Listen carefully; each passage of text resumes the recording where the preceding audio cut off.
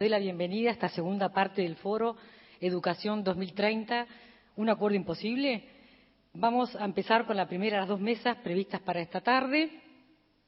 Tenemos en la mesa al padre Marcelo Fontona, director nacional de AUDEC, a la licenciada Laura Mota, consejera del Consejo de Formación en Educación, a la maestra Teresita Capurro, consejera del CODICEN, y a los directivos del CIPES, el licenciado Rafael Ibarzábal y el doctor Elvio Medina.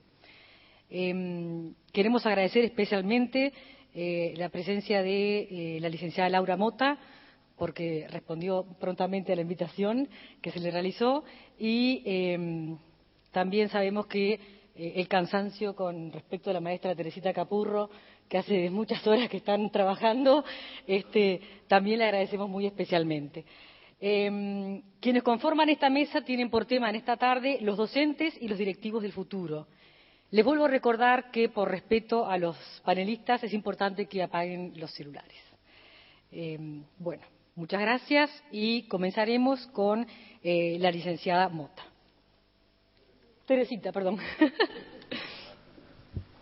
Bien, buenas tardes a todas y a todos. Agradecer en primer lugar a los organizadores y me congratulo de compartir esta mesa con Laura y Fernando. Marcelo, perdón. Es un lindo nombre igual. Hoy a la mañana me interesaba muchísimo saber la opinión de los otros participantes. Y fui tomando nota y después volví a cambiar de idea. O sea que me salí del eje, o me voy a salir del eje, no lo sé, porque lo comentábamos antes de iniciar con los organizadores, lo que provoca cuando uno es capaz de escuchar al otro, que tiene incluso hasta miradas distintas y contrapuestas a las que pueden ser propias, en este caso las mías, pero esa provocación que nos lleva a reflexionar y a pensar con el otro, y es en esa dirección, me parece, que voy a ir a hacer el trayecto de lo que pretende ser una ponencia, que son ideas que hemos ido construyendo con otros compañeros y compañeras, pero también las ideas, las líneas estratégicas que el Consejo Directivo Central de la ANEP se propone en este quinquenio que hemos iniciado, y que en la noche de ayer entregáramos el presupuesto, es decir, la intención de que se presupueste. Todavía no lo sabemos, esto queda en manos del Parlamento Nacional. Y entonces ver el marco en el que se va a mover este Consejo Directivo Central, y a ese marco, qué cosas nos parecen, y a mí particularmente, que puede llevarnos a pensar, a redefinir y ayudar colaborativamente y constructivamente, colectivamente, con todos, este desafío de repensar el rol del docente y de los directores. Y si ese acuerdo es imposible, y hoy la escuchaba a la ministra y me pareció excelente lo que expuso con el tema de lo imposible, porque fue la primera pregunta que yo me hice: ¿por qué un acuerdo imposible? Creo que lo imposible no existe en la vida. Lo imposible serán otras cosas, pero eso depende también de nuestra actitud frente a la vida y de nuestras filosofías. Entonces, a mí, para empezar, sí digo que hay un acuerdo posible y que se viene transitando. Y si hay acuerdos, hay renuncias, porque los acuerdos se hacen entre varios. Hay renuncias, pero también hay puntos de conexión y hay puntos de inflexión. Entonces, es en ese sentido que quiero transmitir algunas inquietudes, unas que son formales del CODICEN y otra que las pensamos con algunos compañeros, maestras y maestros, sobre todo, y si ustedes ven que yo exagero la palabra maestro, cuando en realidad debería decir docente, es por una desviación profesional, por una cuestión obvia que ha sido la vida nuestra, el magisterio. Entonces, yo me había planteado pensar en lo nuevo y lo tradicional. Y para ello afirmo, los docentes son uno de los actores fundamentales para asegurar el derecho a la educación de la población de un país. Creo que en esto podemos estar de acuerdo. Si excluimos las variables extraescolares, como por ejemplo el origen socioeconómico de los alumnos, la calidad de los docentes y el ambiente que logran generar en las aulas son los factores más importantes que explican los resultados de aprendizaje. En esto podemos estar de acuerdo o lo podemos discutir. Pensar el rol docente hacia el futuro es pensar en la educación del futuro. Esto es así. En esto debemos estar de acuerdo, ya que los docentes juegan en ella un rol protagónico. Coincidimos con Daniel Brailovsky que ensayar esa mirada prospectiva nos enfrenta necesariamente a una tensión siempre presente en la pedagogía, la que se dibuja entre lo nuevo y lo tradicional. Lo nuevo y lo tradicional tiene que ver con pensar la posibilidad de los cambios en educación. Estos cambios nunca se dan de un modo espectacular. Por el contrario, se desarrollan mediante transformaciones que son casi imperceptibles, pero existentes. Y esto viene, me parecía que era importante destacarlo, porque hay una sensación que tiene certezas, porque las sensaciones se sustentan en algo, no son imaginarias. Hay algo que nos hace sentir algo, por eso tenemos sensación de que las cosas están mal, de que todos estamos reclamando más y mejor educación. Y está bien que lo hagamos, porque de eso debemos participar todos. Lo que ocurre es que estamos, yo no sé si en una tradición, en una nebulosa, en algo que queremos y no sabemos si es el posmodernismo o algo que es pos al posmodernismo, que no nos permite definir bien esto, de qué es lo tradicional, con qué nos quedamos de lo tradicional y qué es lo que queremos de nuevo. Y como nos dice Frigerio, Graciela Frigerio, nos dice que tenemos que ampliar lo pensable, abandonando los cercos cognitivos que nos limitan. Y nos dice ella, cuando no hay una brecha entre la conciencia real y la conciencia posible, no se nos ocurre nada nuevo porque está pegadito. Es decir, lo real y lo posible está junto. Se trata de hacer un espacio, de abrir la brecha entre lo real y posible. Y esa brecha entre lo real y posible es lo que nos permite, o nos va a permitir, o nos ha permitido el cambio. Hoy, lo real y lo posible que hacen nuestros docentes está muy junto, porque tienen una realidad y tienen una posibilidad que no les ha permitido ampliar lo pensable. Eso sí es mi opinión y es para discutirlo. Entonces, es en ese sentido, entonces, que nosotros cuando decimos, ¿qué es lo tradicional? ¿Qué se nos viene a la cabeza cuando decimos la tradición? Pensamos en el gaucho, en la china, en nuestros símbolos patrios.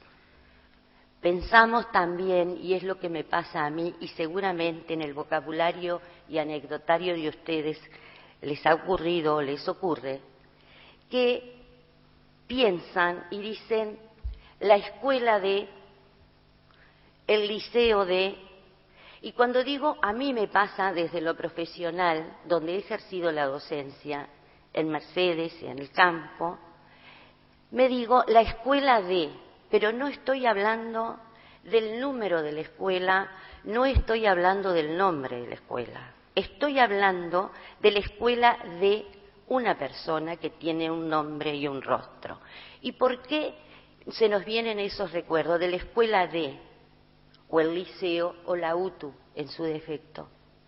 Y es porque allí seguramente se construyó una pertenencia, una identidad, donde el director con su cuerpo docente, ese director que sabe llevar a su cuerpo docente o que sabe colaborar con el cuerpo docente y que sabe cuál es su función, la comunidad extramuros, por definirlo, es decir, en la comunidad barrial, se dirige a esa escuela diciendo la escuela de. Yo no sé si a ustedes les ha pasado, pero creo que a alguno le ha pasado, aunque sea para recordar mal algunas veces, pero ese sentido de pertenencia y identidad es algo de lo tradicional. Pero pregunto, ¿es esto lo que nosotros queremos volver a la escuela, al centro de? Yo creo que no, que lo que queremos o deberíamos pensar es que el centro educativo sea de determinada manera y esté enclavado en el territorio de determinada manera con sus actores. ¿Y quiénes son sus actores? Y tenemos al docente, al niño y al saber. Tenemos una tríada ahí, que es lo que muchas veces pensamos que se ha ido deteriorando en el tiempo. Pero esa tríada tiene otros agentes, que es la familia, que son esos círculos concéntricos que se van tejiendo alrededor de los centros educativos y que el CODICEN y las autoridades de la administración anterior lo previeron en la nueva ley de educación. Estamos diciendo con esto, nos estamos refiriendo a algunos artículos del 76 al 78 que tengo marcado por acá, que son los centros participativos. Y está muy claro. Y olvidemos si la ley de educación es buena, mala, regular, me gusta, no me gusta. Es la ley con la que hoy tenemos que trabajar. Y ya después la propia sociedad y los distintos actores sociales, educativos, políticos partidarios, sabrán qué hacer con la ley si esta ley no da resultados. Pero hoy es la que tenemos. Y volviendo a ese centro, a esa tradición de la escuela D, para ir al centro educativo de identidades de esos círculos concéntricos que se van generando en el barrio, nuestra ley de educación dice: en todo centro educativo público de educación inicial, primaria, media, básica y medio superior y técnico profesional, funcionará un consejo de participación integrado por estudiantes o participantes, educadores o docentes, madres, padres o responsables y representantes de la comunidad. Los respectivos consejos de educación reglamentarán su forma de elección y funcionamiento. ¿Con esto qué queremos decir? Que el docente solo, aquel docente de la escuela D, que estaba en otro contexto, en otro paisaje, donde aún no hablábamos de globalización, ahora nosotros estamos pensando que esas identidades deben ser con el centro educativo y para eso la ley nos ampara. Pero esto no se decreta, esto se construye. ¿Y quiénes son los responsables de ir en esa construcción del colectivo? Primero docente, donde el director tiene que tener no solamente vocación, igual que los docentes, porque la vocación sola no es lo más importante. Es sí importante, pero no alcanza. A esa vocación le tenemos que poner otras cosas. Tiene que haber profesión y tiene que haber profesionalidad. Entonces, en ese centro educativo, donde pasan cosas, donde está ese director que lo tenemos que fortalecer junto a su cuerpo docente, a quien le tenemos que dar formación en servicio, porque el docente tiene derecho a formarse también en forma permanente. Tiene que estar capacitado para interpretar a esa comunidad e interpretar al cuerpo docente, al niño y a las familias y actuar e intervenir en ese contexto. Y esto no se decreta, esto se construye. Entonces, cuando a veces vemos el deterioro de la figura docente, ese docente ha partido también de la realidad de una sociedad que nosotros calificamos, que vino en cuesta abajo, porque como cambió el mundo, cambió la familia, cambió el niño, cambió el docente. Y se empezó a producir esa distancia entre el docente, por la problemática que vivía inmerso en esa sociedad, y que paralelamente la vida corría con esos cambios de la globalización que decíamos y que ahora en este momento tenemos ejemplos claros con la incorporación de Ceibal. Es decir, tenemos un 54% de maestros que nunca sabían poco y nada de las TIC y necesariamente tenían que ponerse al frente de la clase. Y entonces, ¿con qué paisaje nos encontramos? Que el docente, el maestro, el profesor estaba acá con lo que había estudiado para su carrera, con el acopio que tenía, con sus saberes, pero la vida le fue más rápido. Vino el mundo de las nuevas tecnologías y no estaba preparado para eso. Y no estaba para ayornarse, y el organismo no daba oportunidades tampoco, porque no solo le pasa al maestro, sino que a los profesores también les pasa. ¿Por qué un profesor empezó a acumular horas? En lugar de trabajar 20 horas, como está establecido en el estatuto del docente, que la unidad docente es 20 horas, empezó a convertirse, esas 20 se convirtieron en 40 y luego en 48 y algunos en 60, y trabajando en un centro y en otro, y es lo que llamamos el profesor taxi. Es decir, que acá hay muchísimas variables que han incidido en que nosotros tengamos añoranzas. Pero como no podemos vivir en la añoranza, tenemos que estar pensando que nuestros docentes, nuestros centros educativos, tienen que recrear al centro educativo como tal, lo tienen que repensar, pero tenemos que pensar que esos docentes, su carrera no terminó el día de que le dieron el diploma.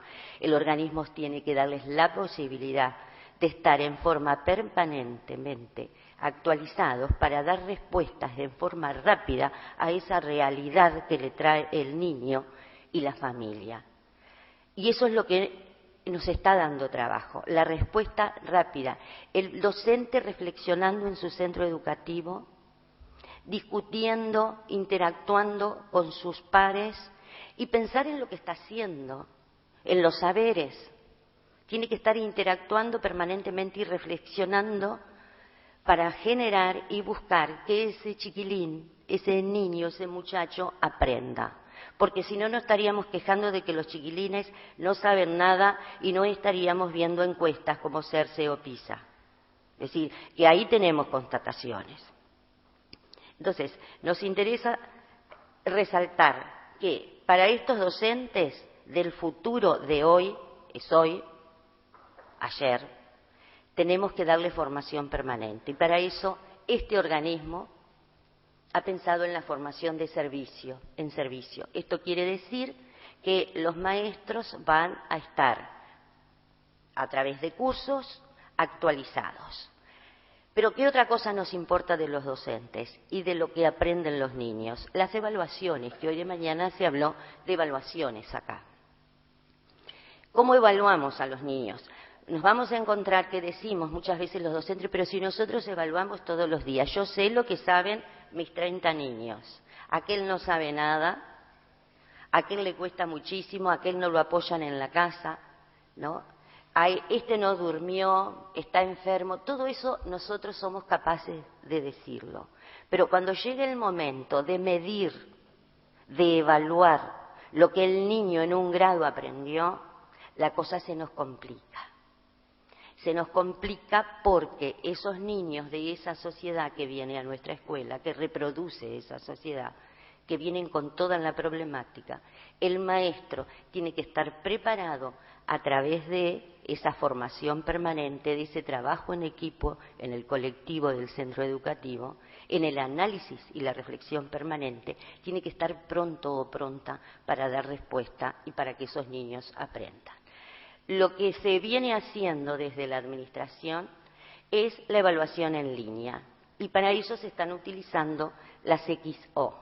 Es decir, un maestro puede estar evaluando con la maquinita lo que sus niños están haciendo y midiéndolo con cortes.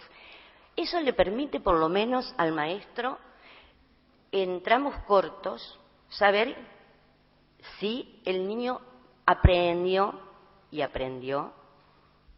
lo que nosotros tratamos de transmitir, es decir, lo que el docente trata de transmitir. Y tiene la posibilidad en forma inmediata de actuar sobre eso.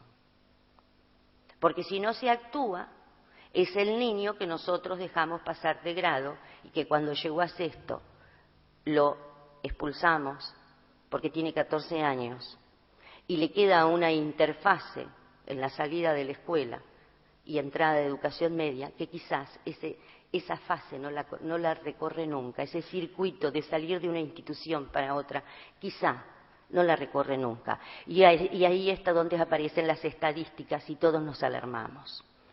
Entonces, el tema es actuar sobre eso.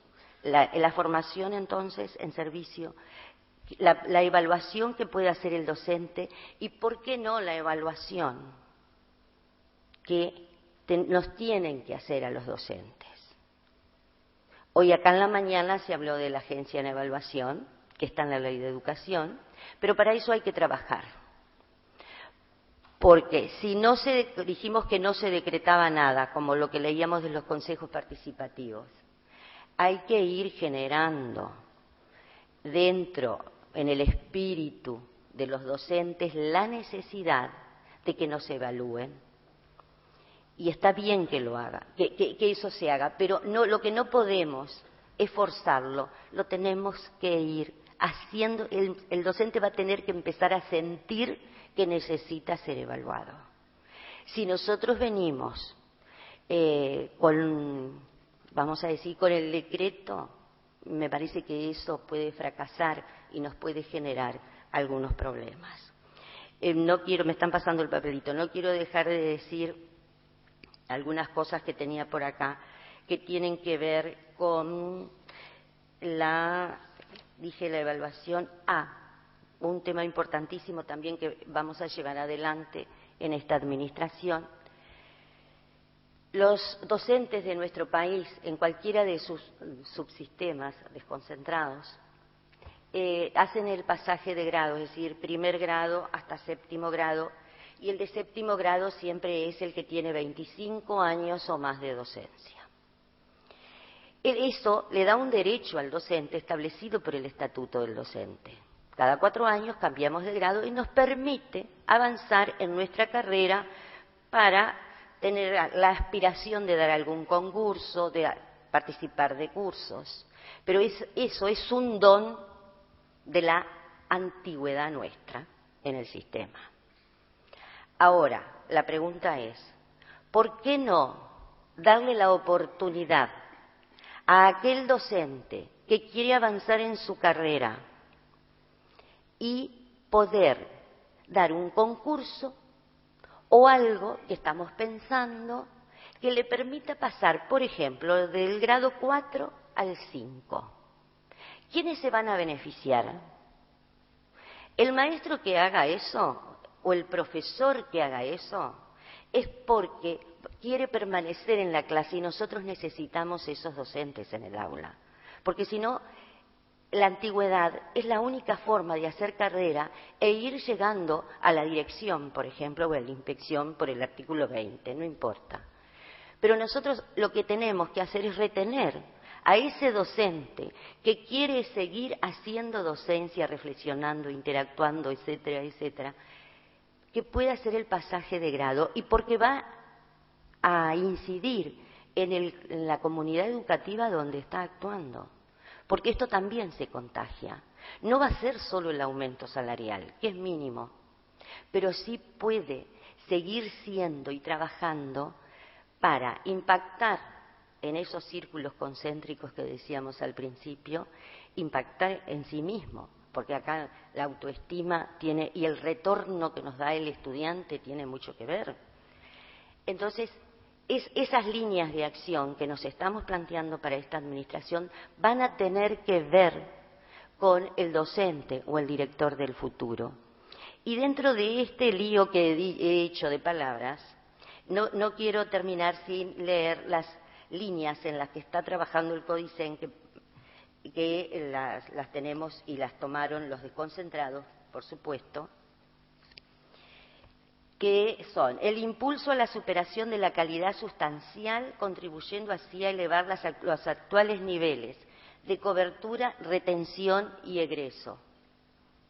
O sea que nosotros somos conscientes también, hicimos la lectura de las estadísticas que nos dieron hoy. No estamos distraídos, porque distraídos no hay. Impulso a las políticas de integración académica orientadas a la superación de las inequidades en la distribución social de los aprendizajes. Esto es una constatación también, y en esto podemos tener acuerdo, posible. Impulso a la innovación educativa en la perspectiva de universalización del uso educativo de las TIC. Bueno, no voy a agregar nada sobre Ceibal y sus consecuencias. Fomento al protagonismo de los centros educativos y su construcción como ámbitos participativos y amigables para aprender a enseñar y crecer. Y termino diciéndoles que si los docentes tenemos la responsabilidad de enseñar desde la profesión y la profesionalidad, también tenemos que buscar las formas de que las familias se comprometan en esto, porque solos los docentes no podemos. Entonces, no es cosa acá, en estos ámbitos o en todos los que se generen, discutir sobre el rol docente y discutirlo en forma aislada, analizar solo lo docente aislado, sin todas las variables que tiene y todas las consecuencias que tiene, para poder de alguna manera explicarnos algunos comportamientos. Entonces, los papás, las familias, la sociedad tiene que responsabilizarse de esto. Por eso, en esta administración y en la anterior se ha venido trabajando mucho en lo que llamamos políticas interinstitucionales y estamos atendiendo con otros organismos del Estado al niño desde otra dimensión que no tiene que ver en saber la tabla o la geometría, tiene que ver con ayudarnos a los docentes a que se conviertan en personitas y personas y ciudadanos para este país que todos queremos. Muchas gracias.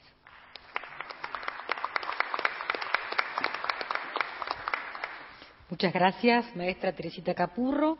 Y a continuación tiene la palabra el padre Marcelo Fontona, director nacional de AUDEC. Buenas tardes a todos y a todas. Muchas gracias, Elvio y Rafael, por la invitación a participar en esta mesa, en este panel. Lo que voy a comentar son opiniones a título personal, si bien algunas cosas son representativas de la educación católica, pero no necesariamente todo. Y también un poco, más que pensando los docentes y directores del futuro, un poco es la expresión de lo que me gustaría encontrar también ahora. La invitación a participar de este evento para mí ya de hecho es un signo. No es menor que el CIPES, cuando se propone pensar la educación nacional, incluya a las instituciones de gestión privada. También es un signo que compartamos esta mesa con la maestra Teresita y con la profesora Laura, con las investiduras que tienen, más allá de lo que son las personas, y esperamos que esto también pueda ser no solo un signo, sino un signo profético. ¿Por qué? Porque entiendo que la educación nacional no la podemos pensar sin todos los actores que intervienen en el sistema, sin reconocernos mutuamente con los aciertos y los errores, y si no dejamos a un lado los prejuicios que en la historia fuimos permitiendo que se forjaran. Hoy la educación en nuestro país está viviendo una emergencia nacional y ante la emergencia no nos podemos dar el lujo, por el bien de nuestros niños y jóvenes, de no poner a todos los recursos y las energías al servicio de la educación. La educación pública de gestión privada alcanza